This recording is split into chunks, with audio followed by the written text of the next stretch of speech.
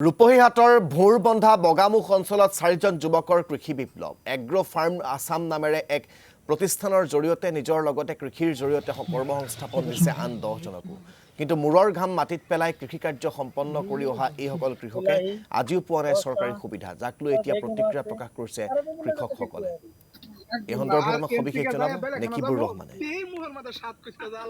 নিশ্চিতভাৱে এই মুহূৰ্তত মই উপস্থিত হৈছো ৰূপহীহাটৰ যি 5 আৰু 6 নং যি বগামুখ অঞ্চল আছে বগামুখ অঞ্চলত এই অঞ্চলত দেখা গৈছে প্ৰত্যেক বছৰে বানে বিধ্বস্ত কৰি থৈ যোৱাৰ লগতে গৰাখহনীয়াগ্ৰস্ত অঞ্চল আৰু সেই অঞ্চলসমূহত কিন্তু সেউজ বিপ্লৱৰ সূচনা কৰিছে যি এগ্ৰো ফাৰ্ম আসাম নামৰ যি চাৰি ভাতৃয়ে মিলি পেলাই তেওঁলোকে প্ৰায় বিগত কেইবাটাও দশক ধৰি তেওঁলোকে এই কৃষি বিপ্লৱৰ জৰিয়তে নিজৰ লগতে আন 10জনকো ইয়াত কৰ্মসংস্থাপন দিবলৈ তেওঁলোকে ইতিমধ্যে চেষ্টা চলাইছে মই সমগ্ৰ পৰিৱেশ দেখুৱাবলৈ মোৰ সতীৰ্থ পুনৰ জনাম আপুনি যদি চাই ইয়াত বিভিন্ন ধৰণৰ তেওঁলোকে শস্য সামগ্ৰী ইয়াত উৎপাদন কৰিছে আৰু অসমৰ বিভিন্ন বজাৰত এই শস্যসমূহ ইয়াৰ পৰা উপলব্ধ কৰি দিয়ে আৰু তেওঁলোকে প্ৰত্যেক বছৰে আপুনি যদি চাই যে মূৰৰ ঘাম মাটিত পেলাই তেওঁলোকে এই যি বান বিধ্বস্ত অঞ্চল আৰু যি গৰাখহনীয়াগ্ৰস্ত অঞ্চলসমূহত তেওঁলোকে এই সেউজ বিপ্লৱৰ জৰিয়তে আৰু কৃষি কৰ্মৰ জৰিয়তে তেওঁলোকে নিজৰ লগতে আন 10জনকো তেওঁলোকে ইয়াত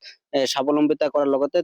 কৰ্মসংস্থাপন দিয়া পৰিলক্ষিত হৈছে আপুনি যদি চাই তেওঁলোকে প্ৰত্যেকটো বছৰত ইয়াত আপুনি তিয়হৰ পৰা আদি কৰি যি কেপচিকাম আৰু বিলাহীৰ পৰা আদি কৰি বিভিন্ন ধৰণৰ কেইবা প্ৰজাতৰ তেওঁলোকৰ ইয়াত শস্য সামগ্ৰী উৎপাদন কৰি আহিছে আৰু তেওঁলোকে নিজৰ লগতে 10জনকো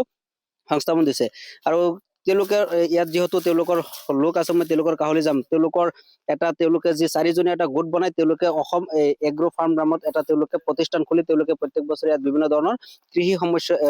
শস্যসমূহ ইয়াৰ পৰা উৎপাদন কৰিছে আৰু অসমৰ বিভিন্ন বজাৰত বা প্ৰান্তত তেওঁলোকে ইয়াৰ পৰা উৎপাদন কৰি তেওঁলোকে পঠিয়াইছে আৰু সেইসমূহ বজাৰত উপলব্ধ হয় আপুনি আৰু মই যিখিনি বজাৰৰ পৰা খাওঁ এই কৃষকসকল আছে মই তেওঁলোকৰ কাহলি যাম দাদা যেহেতু আপোনালোকে দেখাইছে প্ৰত্যেক বছৰে ইয়াত বিভিন্ন ধৰণৰ শস্য সামগ্ৰী ইয়াৰ পৰা উৎপাদন কৰে যি বজাৰ মূল্য সেইখিনি বা আপোনালোক কেনেধৰণৰ লাভান্বিত হৈছে কি ক'ব হয় আমি আজি ধৰি লওক 8-10 বছৰ ধৰি কৃষি কৰ্মৰ লগত জড়িত আছো আমাৰ খেতিৰ পৰা যিখিনি মানে আমি নিজেও লাভান্বিত হৈছো আৰু আন 10জনকো আমি সংস্থাপন দিবলৈ সক্ষম হৈছো আৰু কৰি আছো কেপচিকাম খেতি কৰিছো আৰু বিলাহী খেতি আছে বেঙেনা খেতি আছে তিয়হ খেতি আছে আৰু এটা কয় লং চিল্লি সেইটো আছে আৰু বিভিন্ন ধৰণৰ ভেৰাইটিৰ খেতি বাতি আমি কৰি থাকো যে এই বছৰৰ যোনটো ঋতুত যোনটো খেতি কৰা হয় সেইকেইটা খেতি আমি কৰি থাকো কিমান বিঘা ভূমিৰ পৰা আপোনালোকে আৰু এই বছৰ আমাৰ 20 বিঘা মান আছে কি আছে এই বছৰ কেপচিকাম আছে আৰু তিয়হ আছে বিলাহী আছে বেঙেনা আছে আৰু লং চিল্লি আছে আপোনালোকে বজাৰ মূল্য সঠিকভাৱে পাইছে নে বজাৰ মূল্য পোৱাটো সেইটো ডাঙৰ কথা নহয় মানে এই বছৰ ধৰি লওক এই বতৰটো মানে এই বেছি ভাল নাছিলে